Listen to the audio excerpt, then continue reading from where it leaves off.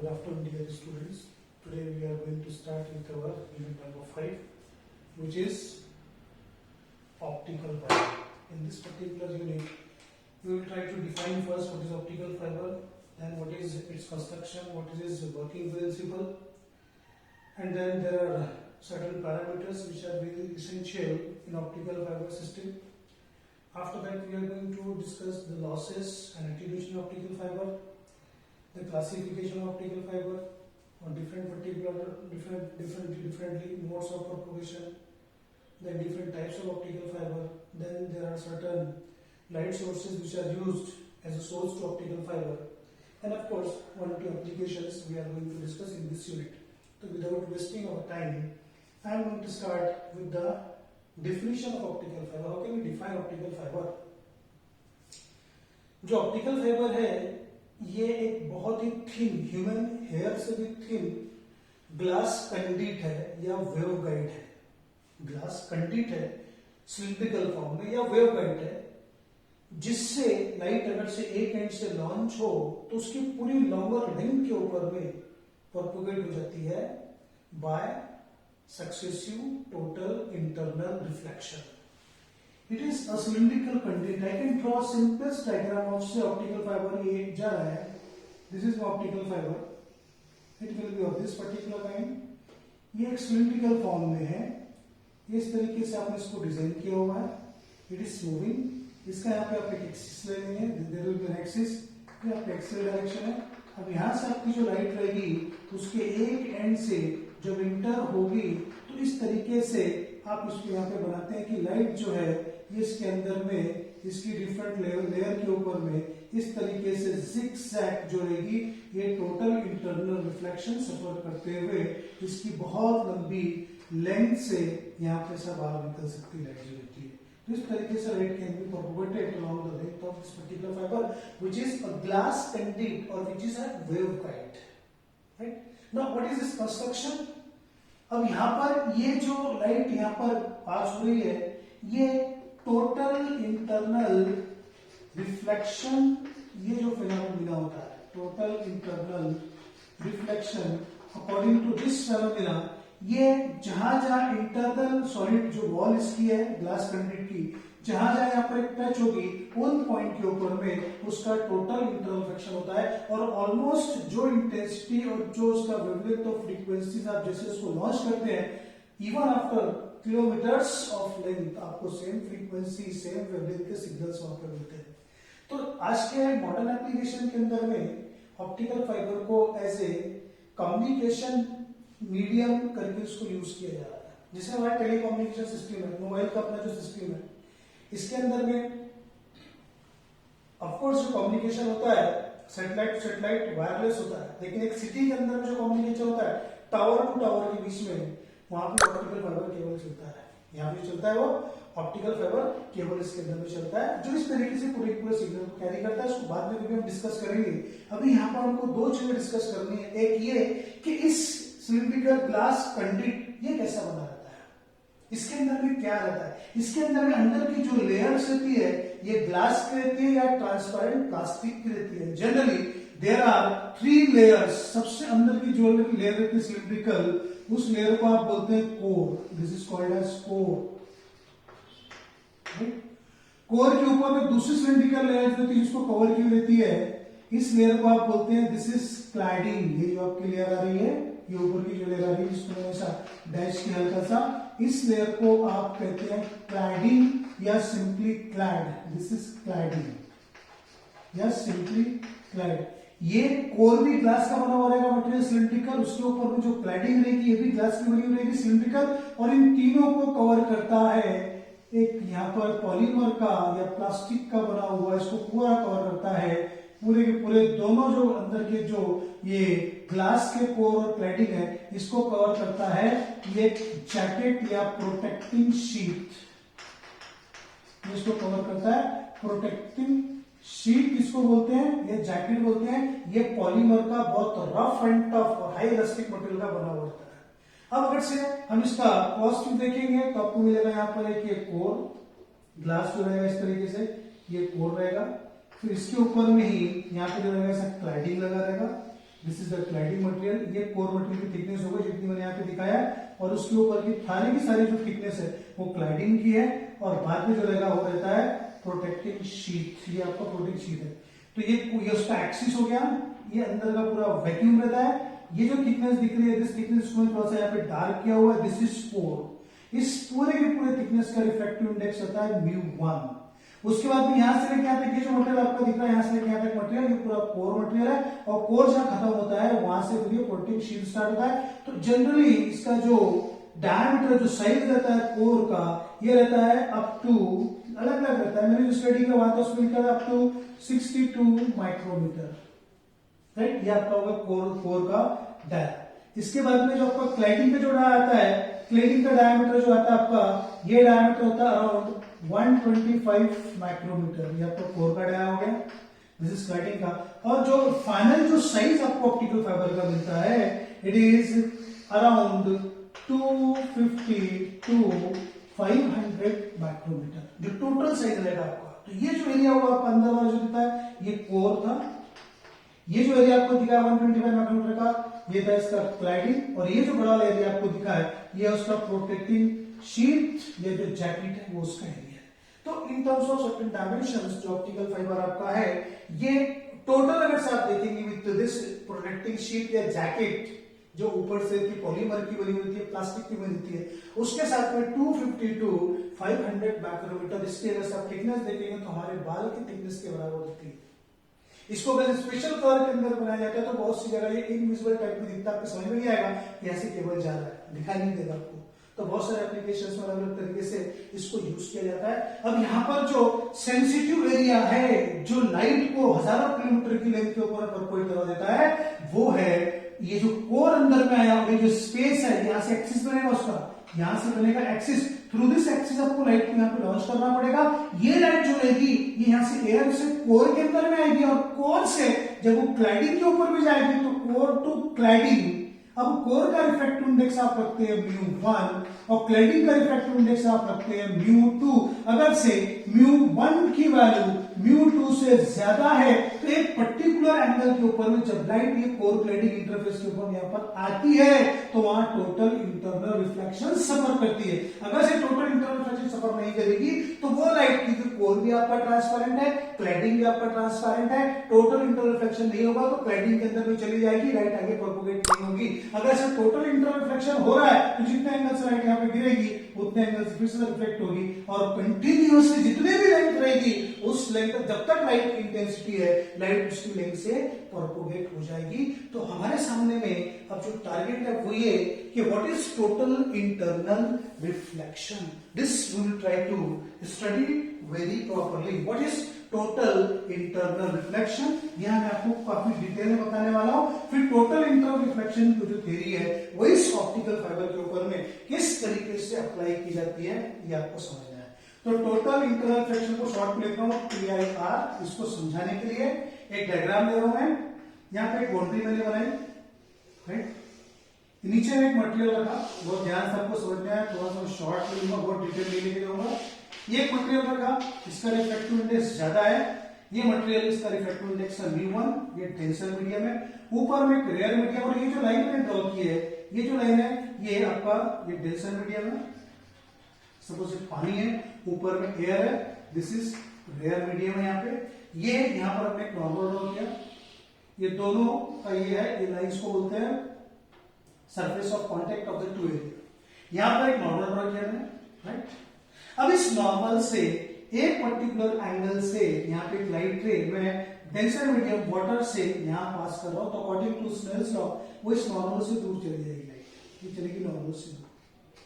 ये जो एंगल बना इसे आप कहते हैं एंगल ऑफ इंसिडेंस, इसे आप कहते हैं एंगल ऑफ रिफ्रैक्शन, इसको मैं लिखता हूं θ1, इसे लिखता हूं θ2। इसका रिफ्रैक्टिव इंडेक्स है μ1, इसका रिफ्रैक्टिव इंडेक्स है μ2, such that μ1 is greater than μ2। इसका रिफ्रैक्टिव इंडेक्स ज्यादा है, इसका रिफ्रैक्टिव इंडेक्स कम है। अब अगर से आप यहाँ पे स्नेल्स लॉ लगाएंगे तो आपको मिलेगा sin θ1 divided by sin θ2 is equals to, क्या मिलेगा आपको, sin θ1 divided by sin θ2 is equals to μ2 divided by μ1। This is my equation number 1। Well, what is mu2? Mu2 is the refractive index of rare medium and mu1 is the refractive index of denser medium. This is equation number 1. ये मिला आपको, right? Now, अब मैं क्या करता हूं, इस angle of incidence को दूसरे केस में बढ़ाता हूं। मैं इसको और बढ़ा रहा हूं, इस एंगल ऑफ इंसिडेंस को दूसरे केस में बढ़ा, तो मेरा एंगल ऑफ रिफ्रैक्शन ये और ये इससे दूर जाएगा, चला गया। ये पहला केस था, ये दूसरा केस था। फिर धीरे से मैं एंगल ऑफ इंसिडेंस को इतना करता हूं कि मेरा जो एंगल ऑफ रिफ्रैक्शन है वो अलोंग द इंटरफेस हो जाए। दिस इज द केस, ये समझ 3, ये अलोंग द इंटरफेस हो जाए। ध्यान दीजिए इसके ऊपर, ये क्रिटिकल स्टेज एक मेरे को मिल रही है। यहां पे मेरा जो θ2 है, यहां पे इस केस के लिए जो θ2 है ये 90 डिग्री हो गया। इसके बाद अब अगर से मैं इस एंगल को, ये जो मेरा एंगल था एंगल ऑफ इंसिडेंस यहां से यहां तक था, ये यहां से लेके यहां तक एंगल ऑफ इंसिडेंस, इसको मैं नाम दे रहा हूं θr, θ1, it is critical, that is θc। Critical क्यों क्रिटिकल? क्योंकि लाइट अभी आपकी रिफ्रैक्ट रेयर मीडियम में नहीं हुई, बल्कि दोनों मीडियम के इंटरसेप्ट से, उनकी बाउंड्री से पास हो गई। इधर अंदर में नहीं आई, लेकिन उनकी बाउंड्री से पास हो गई। अब अगर से आप इस क्रिटिकल एंगल से थोड़ा सा भी एंगल आप ज्यादा कर देते हैं, नंबर 4, तो लाइट जो आपकी रहती है वो पूरी की पूरी डेंसर मीडियम के अंदर में रिफ्लेक्ट बैक कर जाएगी। फोर्थ कंडीशन में ये जो एंगल रहेगा वही एंगल ये रहेगा। तो दिस वी से दैट ये फोर्थ वाली कंडीशन के ऊपर में टोटल इंटरनल रिफ्लेक्शन हो गया। लाइट एक पर्टिकुलर मिनिमम एंगल के बाद अगर से किसी एंगल पर यहां पर डेंसर मीडियम से इंसिडेंट करके जब इंसिडेंट होगी तो उसका कुछ भी पोर्शन रेयर मीडियम में नहीं जाएगा, पूरी की पूरी जो लाइट रहेगी वो रिफ्लेक्ट बैक कर जाएगी डेंसर मीडियम के अंदर में, and therefore it is called as light is totally internally reflected. What is the condition? Condition ये थी कि ये जो दो मीडियम है, दोनों का जो रिफ्रैक्टिव इंडेक्स होना चाहिए बहुत, उसका जो डिफरेंस हो बहुत कम होना चाहिए। और ये जो एंगल आप पा रहा था, ये थर्ड वाली जो कंडीशन थी जिसमें हमको क्या मिला था, हमको मिला था θ2 इक्वल टू 90 डिग्री, और थर्ड वाली हमारी कंडीशन इसको मैंने कहा it is θc। This is called as critical angle. This θc is called as critical angle. अगर से डेंसर मीडियम से जब लाइट रेयर मीडियम की तरफ में आ रही है, डेंसर मीडियम का वो एंगल ऑफ इंसिडेंस जिस पर लाइट रेयर और डेंसर मीडियम के इंटरफेस से चली जाए, या angle of refraction rare medium इस 90 का हो जाए, उस एंगल को आप कहते हैं क्रिटिकल एंगल। उसके बाद अगर से कोई लाइट रे क्रिटिकल एंगल से ज्यादा के एंगल ऑफ इंसिडेंस से अगर से वहां पर आएगी तो वो रेयर मीडियम में नहीं जाएगी, बल्कि वो रिफ्लेक्ट बैक करेगी डेंसर मीडियम के अंदर, एंड वी से the light is totally internally reflected.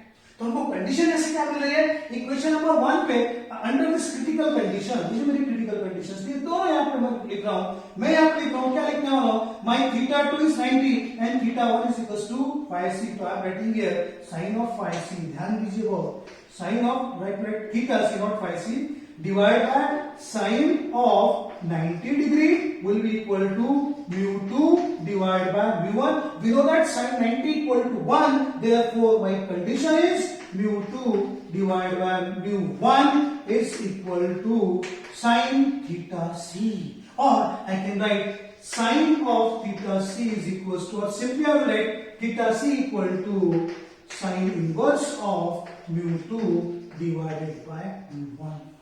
तो अब आप जो भी दो डिफरेंट रिफ्रैक्टिव इंडेक्स वाले मीडियम को लेकर ऐसा सिस्टम बनाना चाहते हैं, तो आपको दोनों मीडियम का अगर से रिफ्रैक्टिव इंडेक्स पता है तो आपको मालूम पड़ जाएगा कि जैसे आप उन दोनों को ज्वाइन करेंगे और डेंसर मीडियम से लाइट को रेयर मीडियम की तरफ में आप वर्ड से पास करवाएंगे तो आपको पता चल जाएगा कि कितने क्रिटिकल एंगल के बाद एंगल यदि आप बढ़ाएंगे तो लाइट रिफ्लेक्ट बैक करेगी। क्या यार टोटल इंटर रिफ्लेक्शन का क्रिटिकल एंगल क्या रहेगा?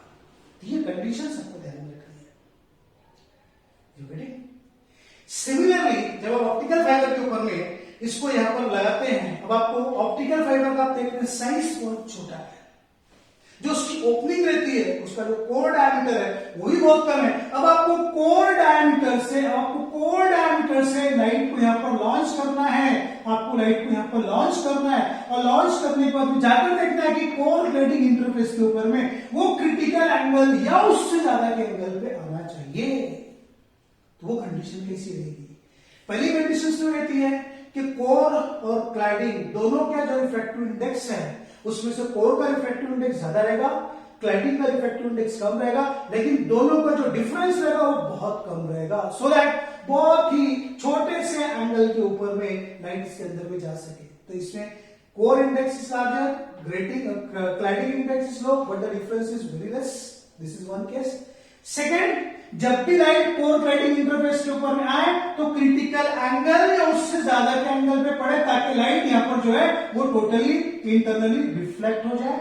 और थर्ड कंडीशन ये कि जब भी लाइट यहां पर कोर क्लाइडिंग इंटरफेस के ऊपर में आ रही है तो वहां पर क्रिटिकल एंगल का value phi c is equals to sin inverse of mu2 divided by mu1 होना चाहिए। So these are the few basic requirements or basic theory behind the working of optical fiber to carry the light to longer distances owing to total internal reflection। तो total internal reflection कब होता है? जब एक light रे denser से rare medium के अंदर में आए, आप ग्रेजुअली उसके इंसिडेंट एंगल को डेंसर मीडियम में इंक्रीज करेंगे तो एक समय ऐसा आएगा अकॉर्डिंग टू स्नेल्स लॉ, जब भी लाइट डेंसर से रेयर मीडियम में आएगी तो नॉर्मल से दूर जाएगी। एक समय ऐसा आएगा, एक ऐसा एंगल आएगा जिसपे लाइट जो रहेगी 90 का रिफ्रैक्शन एंगल यहां बनाएगी, 90 का रिफ्लेक्शन एंगल यहां बनाएगी, और 90 का रिफ्लेक्शन एंगल जब बनेगा तो लाइट जो रहेगी वो अब रेयर मीडियम में नहीं है बल्कि वो डेंसर मीडियम के टॉप पर है। उससे थोड़ा सा एंगल आप इंक्रीज कर दो, पूरी की पूरी जो लाइट रहेगी वो डेंसर मीडियम से आएगी, डेंसर मीडियम में चली जाएगी, टोटली इंटरनल रिफ्लेक्शन हो गया। यानी क्रिटिकल कंडीशन कौन सी बनी? वो कौन सा एंगल था जिस पर लाइट रेयर मीडियम में लीक नहीं हुई? That angle is critical angle at which the angle of reflection of reflected ray where in rare medium is 90 degree. The angle of incidence is there, angle of refraction is there, तो angle of incident और angle of reflection की आप बात करेंगे, आप यहाँ Snell's law लगाएंगे, बहुत ध्यान से आपको लगाना है। sin theta 1 divided by sin theta 2 equal to क्या लिखते हैं आप? mu2 divided by mu1। You getting? ये आपको ध्यान में रखना है, so that जब आप यहाँ लिखेंगे sin थीटा c ये कंडीशन के ऊपर में तो आपको मिलेगा phi c is equals to sin inverse of mu2 divided by mu1। This is the condition. अब इस कंडीशन को कैसे अप्लाई किया जाता है? इसको अप्लाई किया जाता है by considering core of higher index, cladding of slightly lower index, the difference of core cladding index is very less, light should be coming through the core to the core cladding interface। तो denser medium से medium पे आ रही है और यहां पर जिस एंगल के ऊपर में लाइट आती है वो एंगल क्रिटिकल एंगल से ज्यादा होना चाहिए। जब ऐसा होगा तो आपके ऑप्टिकल फाइबर से जो लाइट है वो टोटली इंटरनली रिफ्लेक्ट होकर प्रोपोगेट होगी। Got the point? So this is a very simple short video I have recorded here। अब इमीडिएट बाद में इसका एक दूसरा वीडियो मैं इसको रिकॉर्ड करने वाला हूं जिसके अंदर में propagation of light through optical fibre हम देखेंगे। वहां पे एक्सेप्टेंस एंगल किसे कहते हैं, न्यूमेरिकल अपर्चर किसे कहते हैं, रिफ्रैक्टिव आरआई चेंज किसे कहते हैं, छोटा सा डेरिवेशन है और this is the only derivation in your syllabus, right? तो उसको हम बहुत अच्छे से करेंगे। तो इस वीडियो को अच्छे से आप देखिए, बहुत शॉर्ट में मैंने कुछ डिफिनेशंस बताई है। What is total internal refraction, what is critical angle, how light is propagated through optical fibre, what is the construction of the optical fibre and what are the conditions for light to be propagated down the line of the down the length of the fibre. तीन conditions बताई है, उसको आपको note down करना है। Thank you.